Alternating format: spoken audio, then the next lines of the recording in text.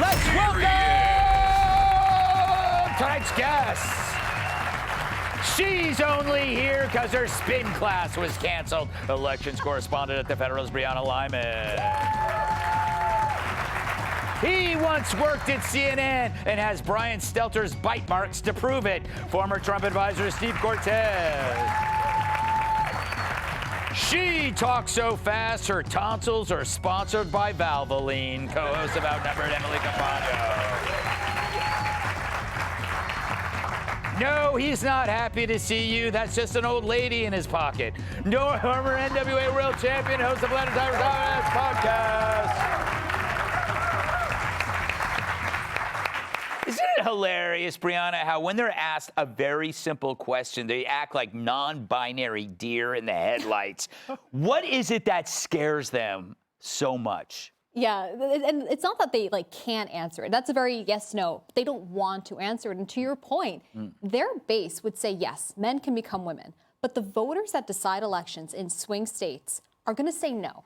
And so Democrats don't want to get behind this absurd delusion and say yeah, men can become women, because that's going to always follow them. So they try to toe this line where they say nothing. And they do it because this is a very toxic political question. When Donald Trump ran in 2024, one of the most influential things he did was run that Kamala is for they, them, I'm for you. Yeah. And that ad about Kamala wants to trans illegal aliens stuck in prisons, that was really impactful. So Democrats are trying to say, what can I do to avoid answering, but also avoid being wrecked in 2028 by Republicans in these ads? And it was impactful because it was an honest ad.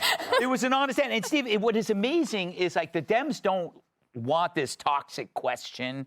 They don't want this conflict. But it's their fault. We didn't want it either. Right. We're not interested in this. We're not interested in arguing about the flat Earth either. Right. But you guys are claiming the Earth is flat, or in this case, a boy can become a woman. Yeah, no, you're exactly right. They insisted on making somebody like Dylan Mulvaney into some sort of hero, right? They brought this on themselves, and the Dems can't quit crazy. That's just the reality. And thank goodness, by the way, because let me tell you, though, I do a lot of polling, all right? And voters are very unhappy with the economy right now. They're very unhappy with Republicans, who they largely blame for the economy. Okay, that's the bad news. The good news is they hate Dems more. Yeah. And they hate Dems mainly because of exactly this kind of cultural radical extremism that they just can't quit. Yeah, you know what's funny? I bet if you polled trans, and don't make a joke, I would bet they would be more MAGA than non-MAGA because they just want government out of their lives. Wouldn't you think that way? It's like trans probably can't stand the woke. Yeah, a true actual trans person that would want to be unencumbered. You mean Steve Busey? By regulations and, yes, a bloated government totally would be for the party of actual freedom. But I think that the problem is it's been hijacked and exploited by everyone in women face. They're not actual trans, it's just women face. Or it's people that burst into places of worship. It's people that love to vilify Trump and anything he stands for. It's everyone that those guys, the 20 elected officials, are terrified of. What I hate about this is that they created that Frankenstein. And you said they were cowards. Absolutely. And instead of being afraid of the influencers, they're deigning to become the influencers themselves.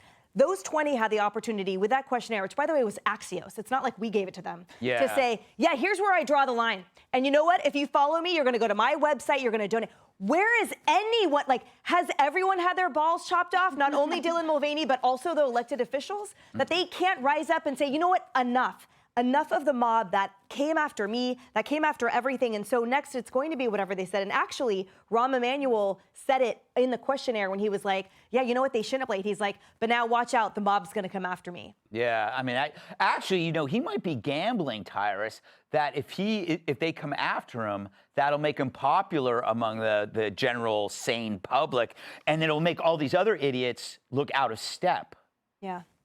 I respectfully disagree with everybody on this panel. That's not very respectful. Unapologetically, respectfully, having said that, you guys are out of your mind. We need to stop this. They all have the same answer because that they're answering in order of where the checks are coming from.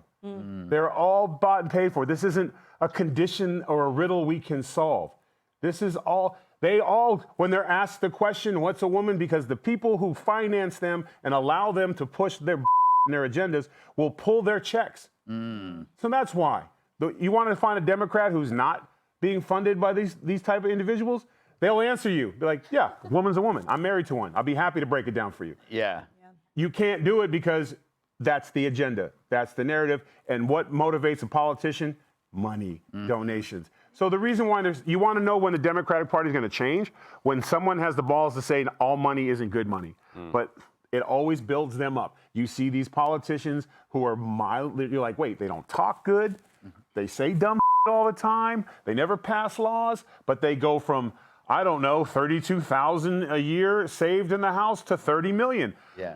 And they say that doesn't make sense to us, but I'm telling you right now, I don't know. If someone slipped a check for me for $10 million, I might come out here and be like, I have no clue what a woman is. I don't think I've ever seen one.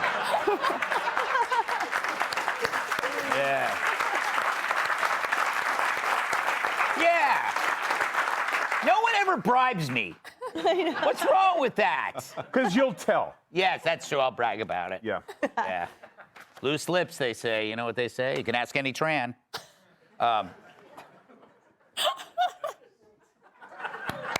That's just one of Greg's classic sayings. It's like whenever he always tells us at the end of each show, you know, you make out with 100 guys at a bar. What? Want even more Fox News on YouTube? Become a Fox News Patriot today. Click join to find out how.